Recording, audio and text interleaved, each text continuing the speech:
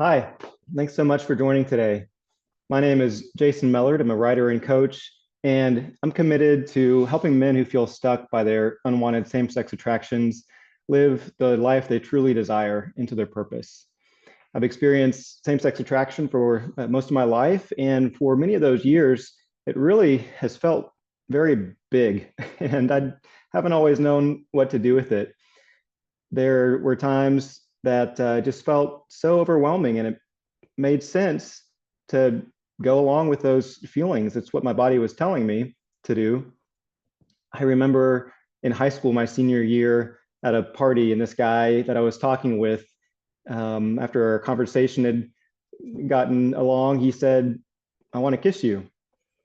And I didn't know what to do with that. But I remember in that moment, like everything else around me just going grayscale, and our interaction with each other was Technicolor.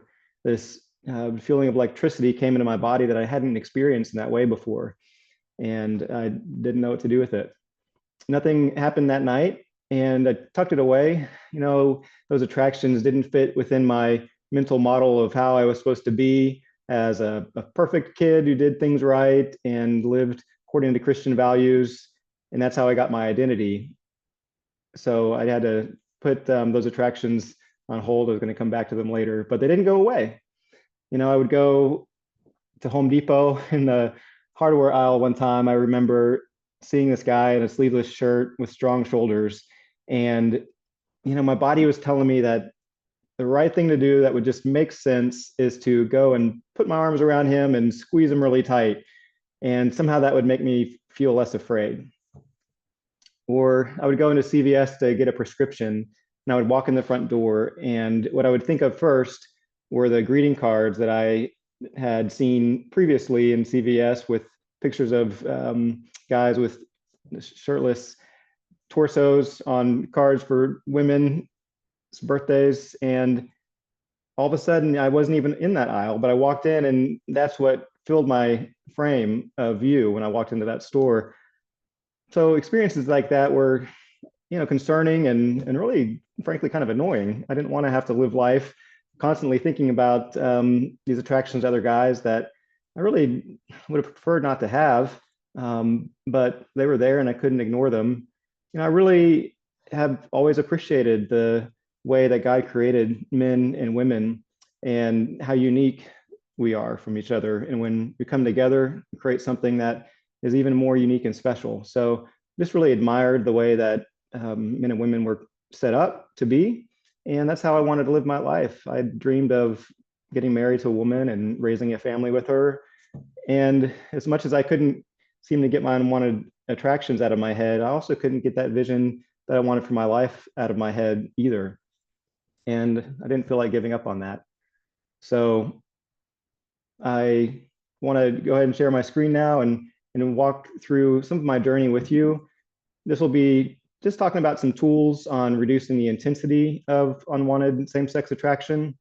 There's so much to this topic, and we're just going to get a little piece of it today in this hour, and I hope you enjoy it.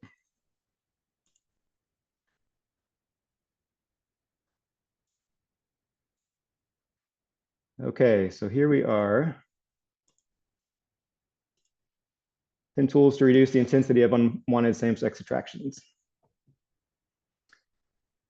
So for me, the biggest thing that brings up attractions to other guys is a feeling of insecurity, feeling that I don't have what it takes, that I just don't know how to do life, and I need something outside of me, besides God, to, take me by the hand and hold me and tell me that I've got what it takes. And, my body decided that that was other men. I remember seeing a guy in my art class freshman year of college that, I don't know, he just seemed so comfortable in his skin. He just seemed like, okay, I can handle whatever it is that this final assignment is going to be that the professor will give us. I remember him kind of sitting back in his chair with his leg out. He was strong, just felt really confident and comfortable. Was kind of half paying attention to the teacher, because he's, had this impression of, I got this, I can handle this. And of course, I don't really know him that well to be able to read his mind, but that's the impression that I had. That was attractive to me because it was the complete opposite of how I felt. I felt really scared and anxious when I was beginning college, and especially when a new creative assignment was put in my lap. There's not a right answer to this, and I always wanted to have a right answer and be perfect. But at the same time, I had this desire to be creative and to express myself in creative ways, and that caused me anxiety.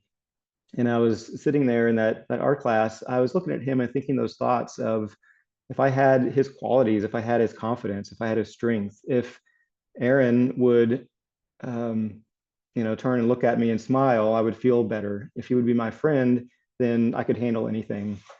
And as I was sitting there thinking those things, this feeling of electricity just came through my body, similar to what I described back in high school, but this was even bigger, and I couldn't ignore it. It's not something I could just set aside. I didn't know what to make of it again, and I really freaked out. In my mind, said, okay, well, here I was just, thinking these thoughts about him and how he could be helpful for me. I wasn't trying to um, be attracted to him sexually or romantically, but this happened in my body. So I told myself that it wasn't okay. I had this reaction to it, this emotional reaction that just made it so much bigger. This fear and shame came up to me in my mind, and it wasn't helpful at all because I was already going through a lot in college, trying to figure life out, trying to navigate different struggles I had already, depression and anxiety, and just trying to make it, make friends and move along. And then this happens, and I allowed it to get really big and be something that held me back from moving forward. I didn't know what to do with it. But I believe that a lot of that fear and that shame is what inflated this attraction. I mean, it's very real, and I don't want to dismiss it at all. And clearly, we're here for an hour talking about it because it's worth talking about. But I had to learn over time that my reaction to it was half the problem. I needed to be able to have a more neutral view and take a look at it from a place of love and acceptance rather than fear and shame. So this is how I wanted to feel about it. It took me a long time to get there. It's not an I don't care type of reaction, but more of a okay, it's going to be all right. I can have these attractions. They can get bigger or smaller. I can experience them in different ways. I don't always know why they come or feel like I have a ton of control over them, but I do know that I'm bigger than them.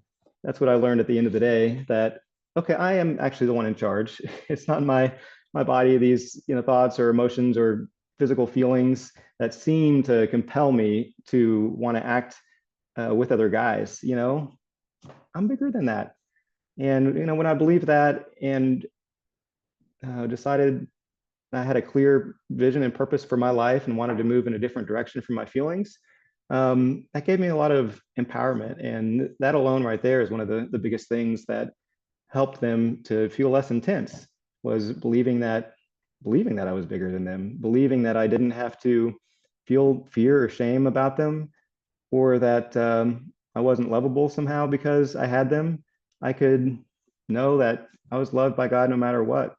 As a believer in Christ, I'm a child of His, and that's not something that's up for debate. So, with Christ, with other people that I had reached out to for support, I was able to take a closer look at the attractions without so much drama that's associated with them, and that was really helpful in my life. There's three buckets that I look at for same-sex attraction. This is just a mental model that is helpful for me. Take it if you like it, leave it if you don't. But I see the first bucket as this separation that I experienced in life, a separation from masculinity. I wasn't one of the guys. I wasn't capable. I didn't have what it takes to be a man. Separation from other guys, separation from my father, separation from my own body. Through abuse as a kid, I just didn't feel in touch, with my body. I felt separate from God. And I think a lot of that fueled this desire to connect with other men in a sexualized way. It formed a sexualized attachment. And that's that arousal that came up in my body. A lot of those romantic thoughts and emotions and feelings that I couldn't really control, they just seemed to be unconscious. But then the third bucket is the meaning that I give to both of those things. So you can see what I shared before, that I had this reaction of fear and shame and, oh no, that I was having this arousal and I was having these thoughts and feelings. Well, that's something I can control, I think probably easier than the arousal itself. And even the separation, that's a type of thing that requires a lot of deep work and introspection and looking at the past. Those are some of the things I do in my coaching program. But what I work with myself and with the guys that I coach is really taking a look at that meaning, the response that we're having to the separation and arousal first, because it's a little easier to understand and be able to take some actionable steps towards healing in that. But we'll also talk today about reducing the arousal. We've got 10 tools on that, so stay tuned. But I've found that overly focusing on that sometimes can be less productive than really looking at the thoughts that I'm having about it. So we're going to try to have a more neutral approach. We're going to look at the arousal today, and then feel free to join my coaching program if you'd like to dive deeper into things in your life that maybe are contributing to your experiences. So tool number one is mindfulness. Mindfulness is really just being present with where you are, present in the room that you're in, being aware of your surroundings. You can even talk about, hi, I'm sitting in this chair, I'm looking at a screen right now. Those are things that can ground you. But then to be really aware of your thoughts and emotions, the things that are going on inside of you as well. It's very powerful. And it's something I didn't have as a tool for most of my life. So much of what was going on inside of me, I just wasn't aware of. And I didn't know how to look at objectively to be able to kind of pull it apart and make the best use of it. So this third bucket, really, I break it down into two different ones. I break it into thoughts and emotion. So the emotion is what I thought was the immediate response to the arousal that I was experiencing. I felt this feeling and I felt fear and shame as a result of it. That's not actually what was going on. What was going on is that I felt fear and shame because of the thoughts that I was having about the arousal. And thoughts are just statements in our heads, things we tell ourselves in our heads, include words, statements, and questions. Like I said, the feelings that I was having were fear, shame, worry, judgment, powerlessness. And when I'm able to now, 30 years later, I look back and ask myself, what was I thinking? What was really going through my head? Whether it was unconsciously, just in a split second, and that allowed those feelings to come up and feel so big, I would say that they were words like awful, bad, statements such as, oh crap, this is not good. Or what's wrong with me? Am I gay? What if someone finds out? All of those are very anxiety inducing words and questions and really are not helpful. So if I want to work it backwards and say, okay, well, what's the feeling that I want to feel? I want a more neutral feeling. I want to just be more of an observer. I want to just accept where things are in life. I can figure out what to do with it in the future and moving forward. But right now, I just want to be aware and be okay. I want to feel love, for myself, love for the situation, and maybe a little bit of curiosity, a healthy curiosity. What is it that's going on here, and how can I learn from it? But I want to feel empowered, which was the opposite of how I felt. I felt like I was a victim of this thing that was happening to me, this feeling and experience, whereas I really had an opportunity to use that for my growth and the goodness that I'm now experiencing. This has been a really wonderful journey, even though it has been hard and challenging, and there has been a lot of tears, but there's been so much vulnerability and connection with God and with other people as I have journeyed through navigating same-sex attraction in my life. So some thoughts could be, interesting. I don't really know what this is, but it's new. I could acknowledge that it feels good. It definitely did. This surge of energies through my body. Wow. but I could tell myself it's going to be okay. God's got me. And then I could ask questions that are maybe a little bit more helpful. How should I respond to this? Or I could say, how do I want to respond to this? Who can I reach out to? Who are some safe people that I could talk to with this new thing? When you talk about something new, our brain doesn't always know the difference between something that's hard and something that's new. And, I had this new experience that was hard as well. And so it just made it really big. But how can I grow through this? And those could lead to emotions that are what I want to feel versus fear and shame. So here's how that could look. See an attractive guy at a party. Here's a situation. And the emotion sensation that I'm having in response is anxiety or strong arousal. This is just one scenario. But what's missing here is the automatic thoughts that we have. So it could be that I'm thinking that guy is hot. If I can wrap my body around him, then I will feel loved and secure. But I'm not supposed to do that or even want to. So that's causing some dissonance in me because I really want this. It feels great, but I don't want it. And so that's where the anxiety comes in. And the more I think about it and focus on it, the stronger I get aroused and the bigger the whole thing feels in my mind. So I could then say I've got this anxiety and strong arousal. Well, our emotions lead to actions. I'd like to think that, I think something and then I'm going to do something, but often there's a situation, there's a thought that I have about it that leads to an emotion. And then it's really my emotions that drive my actions most often. And I could feel this way. And now I want to perhaps avoid him or avoid other people, may, leave the party. And then the thoughts I have about my actions from that could be I'm messed up. Gosh, if people knew my desires, they would reject me. Well, man, the whole party is just shot. I went there to have a good time and connect with people, and that didn't happen. But it was just really my choice to allow, that experience, that arousal that happened when I saw that guy. It's a color the whole evening.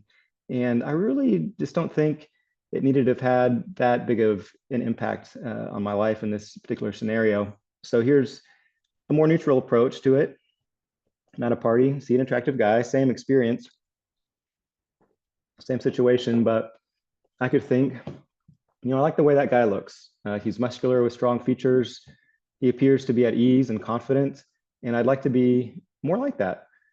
I'm still acknowledging that he's attractive and that I'm drawn to him, but I am saying that I want to be more like that is a little bit more inspiring. I'm able to use him as kind of an inspiration to, I would like to be more like that rather than I've got to have him, if somehow I can connect with him physically, then I will feel better about myself. So I can allow myself to feel a little bit inspired, and maybe I get aroused mildly, not at all, strongly. I don't have to worry about it too much. I can choose just to let that be there and, go on with talking to people at the party and having a nice time. And maybe I interact with him or maybe I don't. But I can be mindful enough to choose how I want to be and what kind of good time I want to have there and just not let that experience color it so much. So here's some more examples of switching out those thoughts. If I was physical with him, I would feel accepted, wanted, and okay about myself. More empowering thought, I am fully complete in Christ. If he wants to have sex with me, it will prove that I'm lovable and a man like he is. I could say I have something to offer others just as I am. If I could be intimate with him, then I wouldn't have to be scared. That was a big one for me. I just don't want to feel scared anymore. No, I'm stronger than I feel and I can do hard things. That's what I tell my kiddos when they're doing something at school. You can do hard things. I want his body. Well, that's actually not really true. I want what his body represents. Often for me, it represented safety and security. I wanted that so bad. Acceptance, strength. Okay, another aspect of mindfulness is to be more aware of our emotions. Now, this might be an exercise that's hard to do while you're standing up at a party, but you could adapt it to whatever situation you're in, or maybe you're able to break away and do it somewhere else or later on when you get home. But it is really helpful to be able to have more of an awareness over your emotions. There's someone I follow who helps men overcome pornography, and she says that it's a desire to escape uncomfortable emotions that is the biggest driver towards pornography.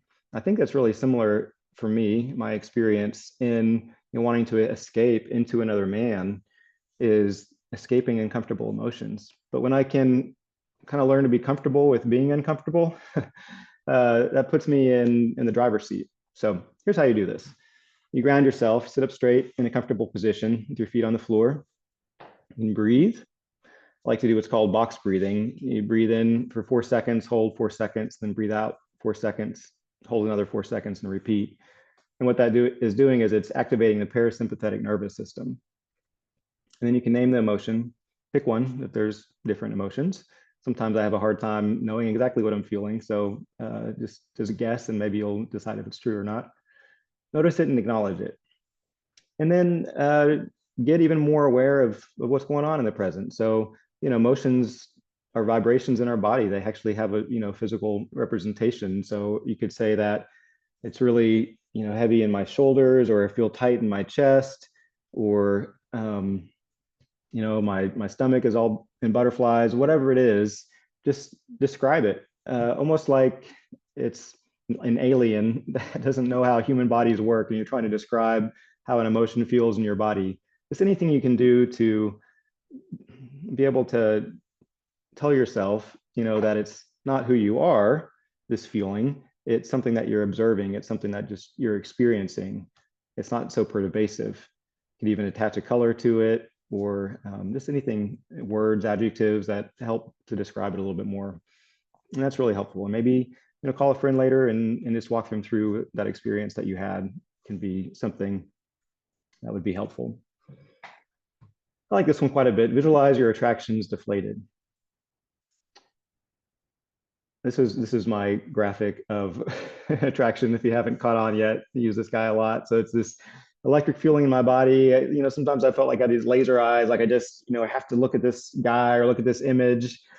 But I just need to understand that he is a certain size, and he doesn't have to be bigger than that. And the way I like to look at it is, you go to the Dollar Tree, for example, and spend $1.25 on a little beach ball, and you have to kind of sift through other things on the shelves, until you finally find it, and you hold it up and like, okay, great, I got this beach ball. Now I'm going to check out, go to the pool and blow it up. I see, this could be a representation of the size that your attractions really are helpful to view them as.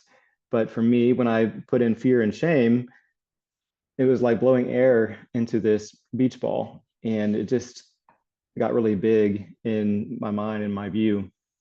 And so what I want to do is to try and take that fear and shame out of it, to be able to have a better understanding and a better objectivity to it. And then I've also taken that fear and shame filled same-sex attraction and then tried to stuff it in a closet or not think about it or run from it. And it's like trying to push a beach ball underwater. It doesn't work. It's using all of your strength and energy, and it's going to wear you out. And that's what I've done in my life, is I've tried to push these things away, and it really wasn't the best approach for me. So take out the fear and the shame, try to drop the drama, and be able to look at your attractions a little bit more objectively. Tool number 3, don't let fear and shame block your path. Man, fear and shame, I just say it all the time. It really is something that trips us up so much. And I think the enemy loves to make those things that are ingredients in our lives that keep us stuck. This is a fairly crude drawing here, so excuse that. But as you're walking through your path of life, there's things that we're going to experience. Maybe they're unwanted arousal and strong desire, or pornography and lust, bullying and rejection. I mean, things that are really hard, abuse or trauma. And these are not things to be minimized or ignored, but they're also things that we don't have to make bigger than they need to be, something that we can actually look at and use to our advantage. And that's something we do in the coaching program that I have, is to be able to really dig into each of these pieces of our lives and let it be opportunities for growth. But I often would take those stones on that path and build them up into this wall. And I use the tools of fear and shame and judgment to do that, so that I can't even see beyond, where I'm at. And I can't see what God might have for me further along the path of life. I can't get excitement for the future because I can't see it anymore. And then it just seems so overwhelming to try and push this wall out of the way. It's not just rocks now that I maybe need to navigate or uncover, but it's something so much bigger. So for you, if you're experiencing a time in your life where you do feel like anything is bigger than your view of what's possible, I would just encourage you to talk to somebody and be able to see what it is really that's in front of you, and how is fear and shame and judgment or anything from the enemy or false beliefs taking it and building it into something bigger than what is beneficial for you. So things can be transitioned into strength and resilience, clarity and identity, acceptance, energy, vulnerability and connection. I'd love to work with you if you would be interested in being part of the coaching program that I'll talk about at the end of this session, and dig into that more with you. Okay, tool number 4, user triggers. So one of my things that I say is use everything to your advantage in life, the good things and the bad things, the past, the future, the love of God. I mean, there's so many amazing things, so many hard things, but as one of my mentors says, life happens for us, not to us. And when I have that mindset and that attitude, I can really use anything to my advantage. Even the type of guy that I am most attracted to, which is this guy right here. And the reason that I find him attractive is because he's strong. His physical strength is something that is appealing to me, because I have in my life felt very weak, whether I'm being skinny or more so just didn't feel like I had what it takes in life. And that is a physical representation of that strength that I so much have desired. And then he just feels comfortable with his strength. He's comfortable where he is. I mean, he's wearing clothes that, show that he's not ashamed of his body. I always felt separate from my body. Again, he's kind of leaning back. He's got one foot up. It's kind of like that guy Aaron I was talking about in my college class. And, he's just kind of there, ready for whatever is happening in life, and seems excited. So I don't know this guy. Who knows what he's actually thinking? And maybe he's 50 years old by now. But this is helpful for me to be able to see an image of a guy that I really am drawn to be able to pick apart, okay, what are the things about him that I really admire? And I can learn a little bit about myself by doing that.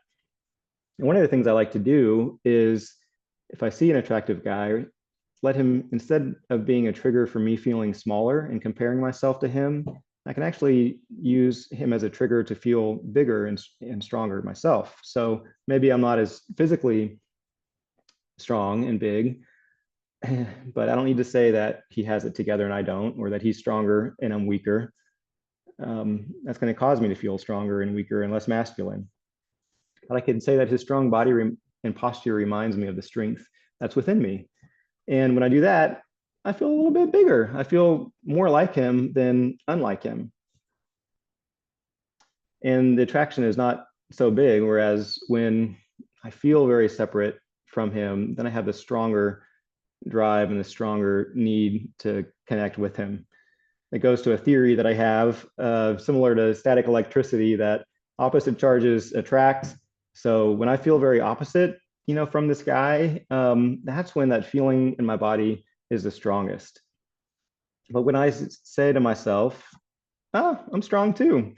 Yeah, I can remember the other day when I spoke up to my boss, or when I asked a girl out and I was really scared, but I did it anyway.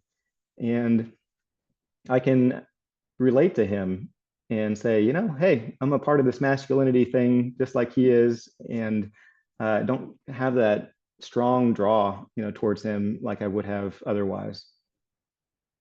So that brings me to the concept in tool number 5, participate in masculinity. And I used to think too that, okay, this guy's masculine, he's not, he kind of is. And I wanted to own his masculinity, or I wanted to get a little piece of that, and a piece of, this person's strength, or this person's courage, or this person's drive and determination, or purpose. And I would think, okay, wow, the guy in that picture I just showed you, he's the ultimate, but he's not going to look that way all of his life. Eventually, he's going to get older and be on a bed in the hospital, maybe, and that doesn't mean he's any less masculine than he is at that moment in the picture that was taken, or when he was 6 years old and scrawny, he wasn't even any less masculine than either. I kind of feel like masculinity is something that we kind of all participate in, rather than something that we own. And when I have that view of it and that mind set, then that helps me to kind of take the pressure off of needing to pick different parts of people to put onto me. It never seems to stick when I do it that way. But when I believe that, hey, I'm 100% masculine, so is he, we're all participating in this thing, it really helps me to feel a little bit empowered. At the same time, when I feel like I am not part of masculinity, it's more than just that I'm not part of the guys, but I'm outside of this whole thing, this whole masculinity thing. And it can feel like oppressive. It's just all around me. And I have to somehow push it away because it doesn't belong in me. It doesn't stick with me. And I have that belief, and I have to fight for it. And it makes it a lot harder when it's more than just the people, but it's masculinity as a whole. Okay, tool number 6, to name it. Say to yourself, I'm the one observing this attraction. This is similar to the mindfulness exercise on emotion. So you're naming the emotion, you're observing it, you're talking about the different qualities of it. That can also work with the physical attraction or romantic emotional part of it that you're having as well. And when you actually say this sentence, I am the one observing this attraction, it maybe seems a little bit silly, but it does help to enforce that it's outside of you and it's not something that is your identity and pervasive. And then you can go and identify the type of attraction. Lots of different types: admiration, curiosity, an aesthetic or visual attraction, physical attraction, emotional attraction. I've got a blog post called Demystify Your Attractions. You can look up and read through these in a little bit more detail. But that next step of actually getting specific on, this is the type of attraction I'm having towards this guy, is another layer, another level of abstracting it, so you can take a look at it and pull it apart and make it work for you rather than against you. Some more romantic attraction, sexual attraction, envy, lust. And looking at each of these from a neutral standpoint and not putting a judgment on them is going to be the most beneficial thing as you're using this tool. And then share your experience with somebody else. If you've got some trusted people that are on your side, on your team, share that experience that you had. I had that experience at the YMCA a few months ago, and I was sitting on the bench press, and this guy came up, and he had really big shoulders. I guess I have a thing for shoulders, and I just noticed him. I was like, wow, that guy has really big shoulders, and I was attracted to that. And I told myself, I bet if I worked really hard, I could have shoulders like that. And he wasn't so far of a different body type that it was unachievable. It was more kind of like, oh, if I really worked hard at this, that's probably how I would look because I'm a similar body type. And I just kind of let it be an observation like that, rather than taking it any further, and just kind of went back to my workout. So that's the kind of thing that's helpful for me. Okay, tool number 7, get curious. I talked about this a little bit before. So what am I seeking from this man? And what are my valid needs? Okay, well, how do I want to get these needs met? You could say, this is how my body is wanting me to get these needs met, but I don't really want to get them met that way. I'd actually rather, pick up the phone and talk to a trusted friend, or pray, talk to God, maybe go for a run or work out, do things differently than go wrap my arms around somebody in the Home Depot aisle. What characteristics of those that I'm attracted to can inspire me to improve so that I have more to give? When I view myself as somebody that has something to give, even right now, no matter where I'm at in my recovery or in my life, there's always something that we can have to give. So you can look at somebody and say, gosh, that guy does seem really determined. What are some things that God has put on my heart that I can be more determined about that can help me love and serve other people more? And then what do I already possess that this person seems to have that I can cultivate? Often when we see somebody that's attractive, we've got half of those things that we admire already, but it's just that we're not acknowledging it. We're not owning it. And that can be a good question of, I'm probably stronger than I think, even physically, or I really do have a lot of potential to be influential with other people. This guy he's talking to a bunch of ladies or guys, whatever it is, and he seems to be very charismatic and influential. I've actually got quite a bit more of that than I thought. Oh, what are some ways that I can cultivate that? Tool number 8, embrace mystery. Let's see how I'm going to describe this one. There was another guy at the YMCA. I was going into the pool and he was coming out. And I think for a split second when we were passing and I saw him that my mind said, Jason, this may be the most attractive man in the world.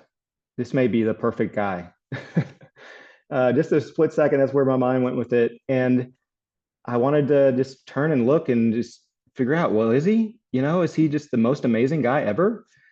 And I could have, or what I decided to do was just say, maybe he is, maybe he was. I'm just gonna, continue walking to the pool and swim some laps, but it's kind of fun sometimes just to hold some mystery out there and just to let it be there. This image here, when I first see this, I'm like, oh, is this guy even wearing a shirt? Well, if he's not, I kind of like the way that his light, shines off of his chest.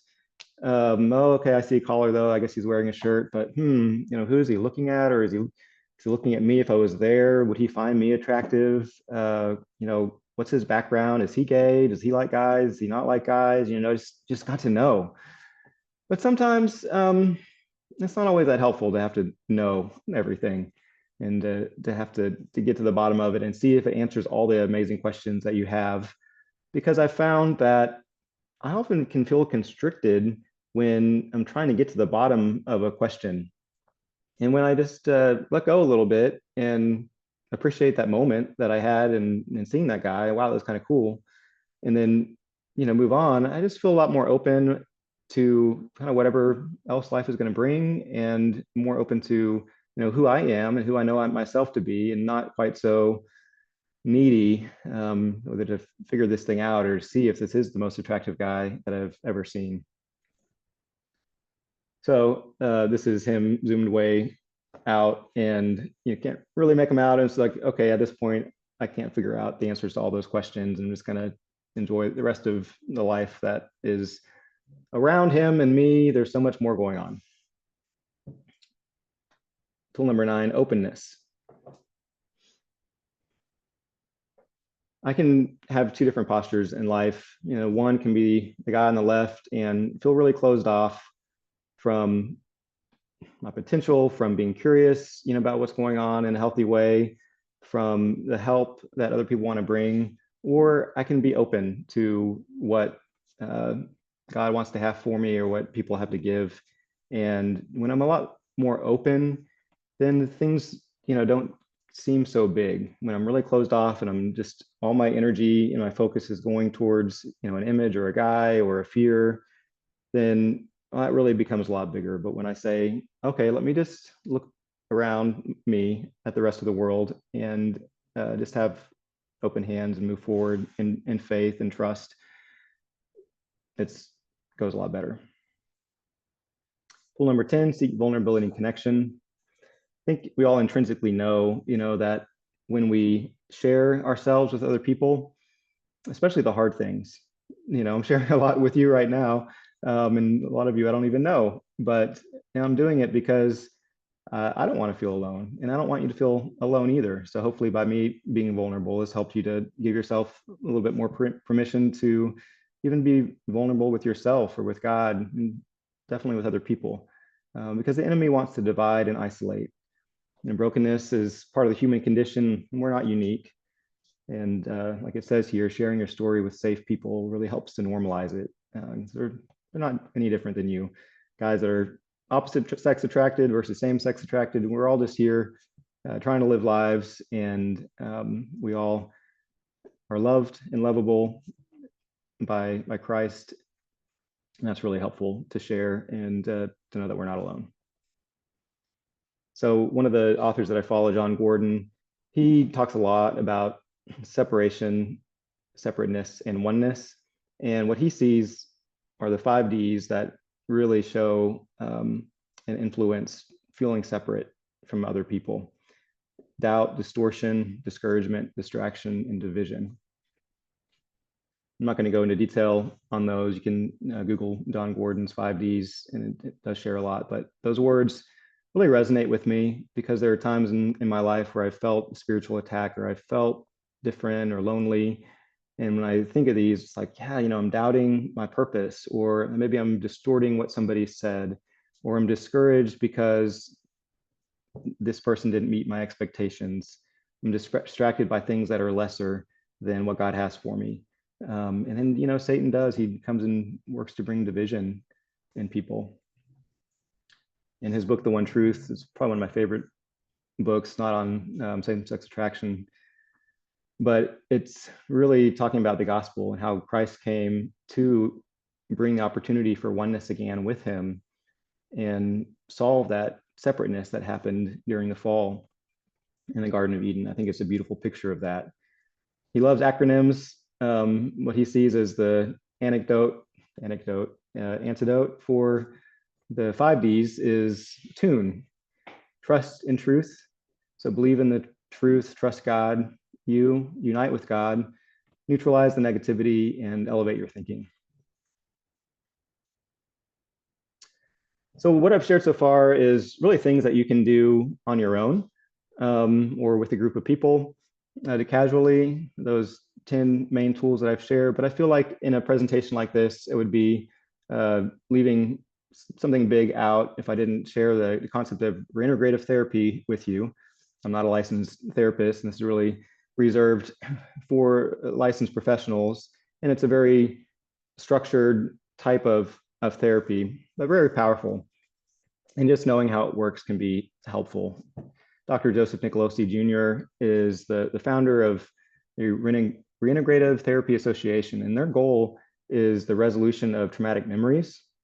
They often see that the reduction in same-sex attraction is a byproduct of that.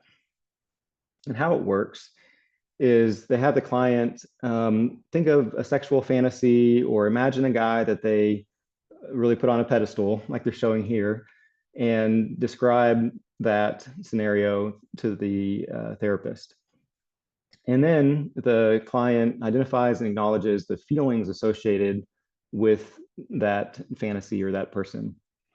And one of the ways they can do that is kind of like allowing the client to have an out-of-body experience where he kind of floats up and he turns and he looks at himself and this other person and observes, his own eyes to see, gosh, what are the feelings, what are the thoughts that are really deeper in there? What are those deeper needs that are happening? Maybe it's this deep need for connection and acceptance.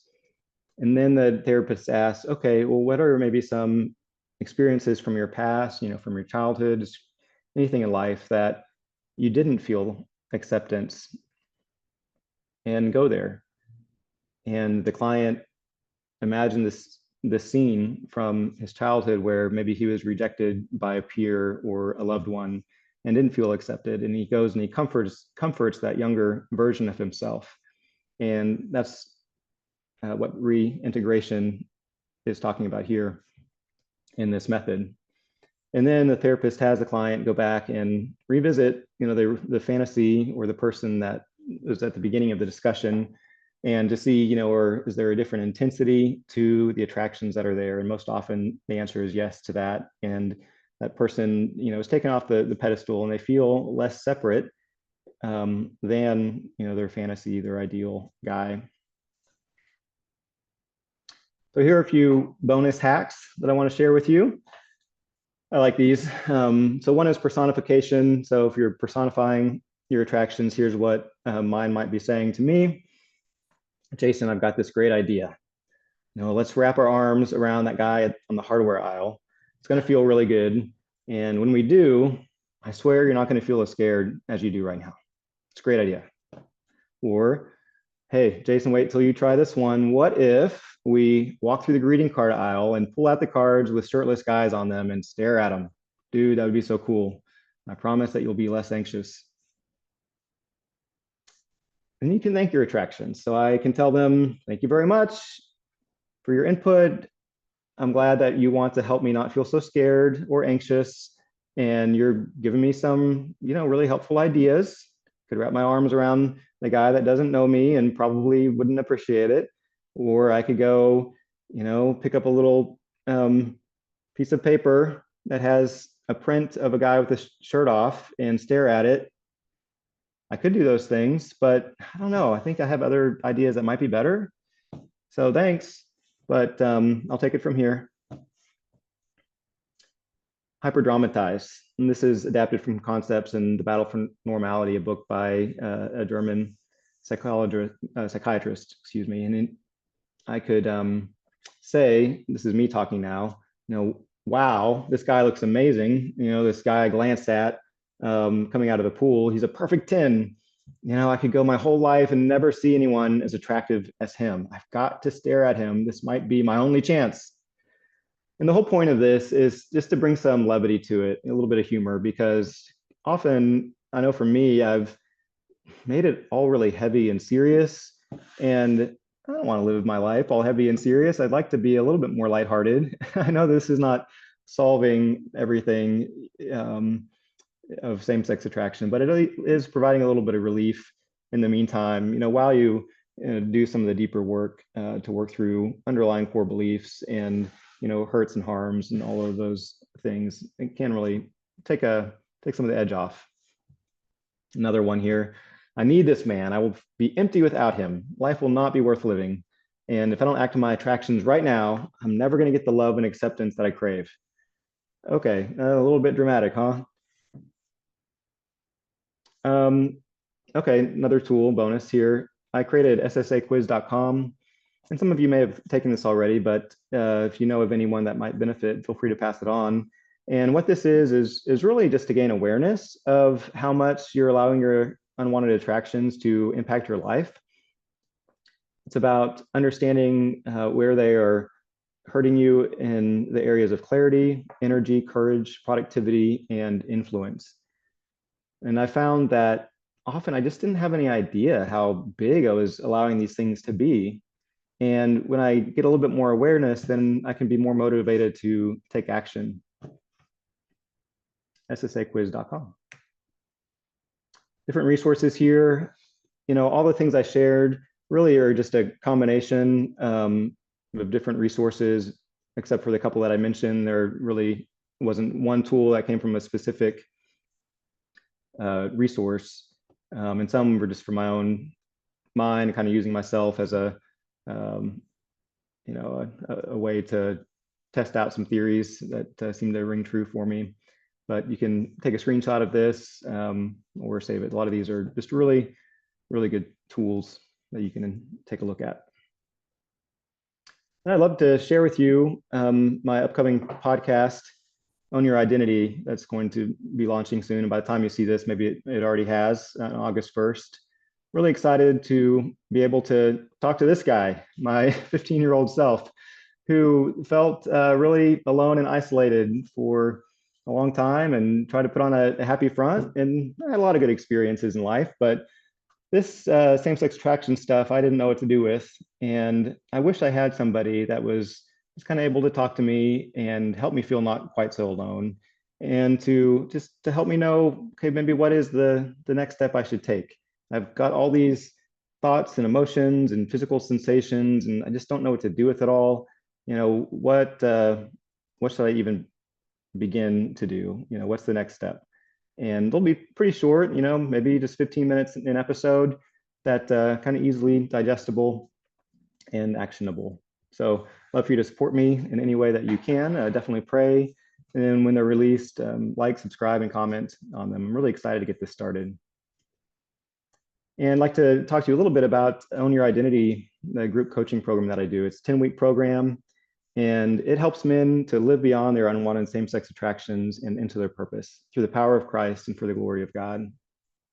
It does that by helping men take the drama out of their attractions, get clear on their vision, use everything to their advantage, embrace vulnerability, and give to others. I'll talk a little bit about number 3 there, use everything to their advantage. It's kind of like that stones along that path that I was talking about, seeing difficult things in our past, or seeing triggers in our present, and things where we do something that we don't want to do. How can that work for us rather than against us, and doing a lot of that deep work.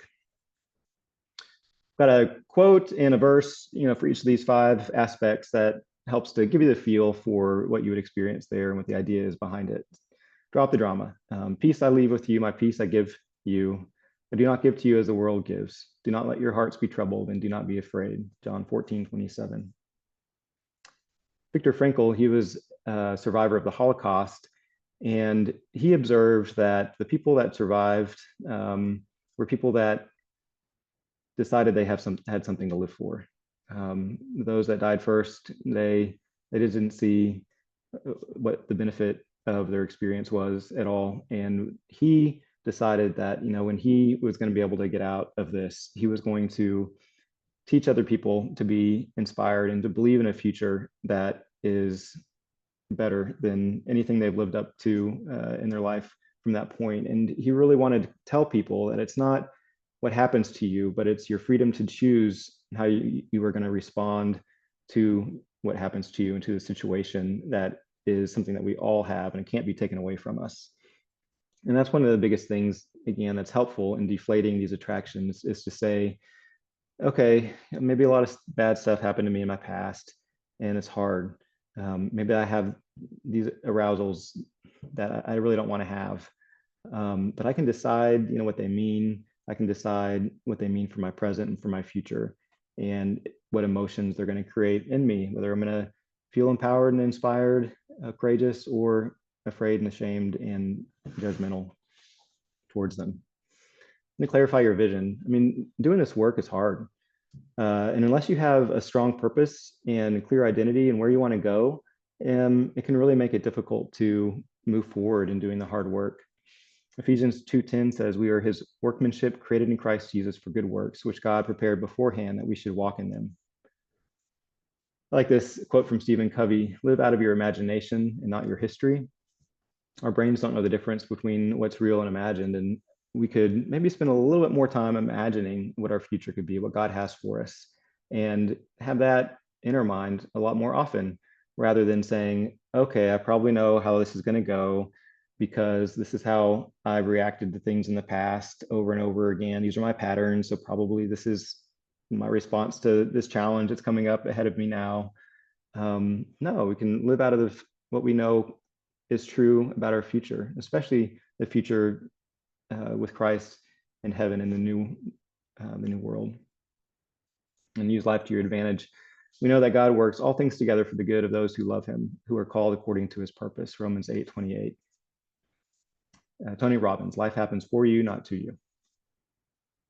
Embrace vulnerability, that their hearts may be encouraged, being knit together in love, to reach all the riches of full assurance of understanding in the knowledge of God's mystery, which is Christ. Colossians 2:2. John Gordon: you fuel your life with trust and love instead of fear and doubt. Being open and vulnerable with people is huge. Love to be somebody that you can be open and vulnerable with, and to help you along your journey. And give to others. That's really what life is all about. God's given so much to us, and this life is hard, but it also has a lot to offer as well. And one thing we can control is how we can give and serve other people. And I believe that That's one of the biggest signs of masculinity, is our desire to serve and to give others. Remember the words of the Lord Jesus, how he himself said, "It is more blessed to give than to receive." Acts 20:35. Living is giving.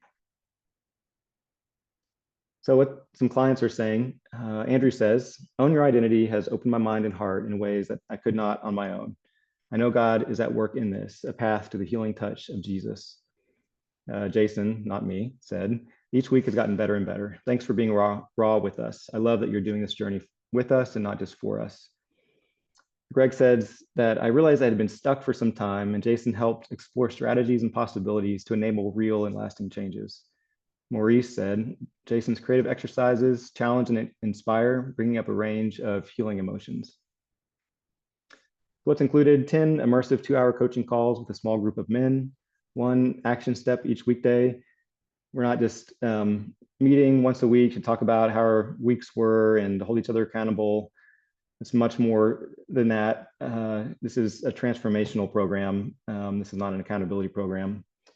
We'll have a private Facebook community for small group members to encourage support and fellowship during the program, 2 one-on-one coaching sessions, and then lifetime access to an exclusive Facebook group for people that have gone through the program. So all the alumni will have a big group together.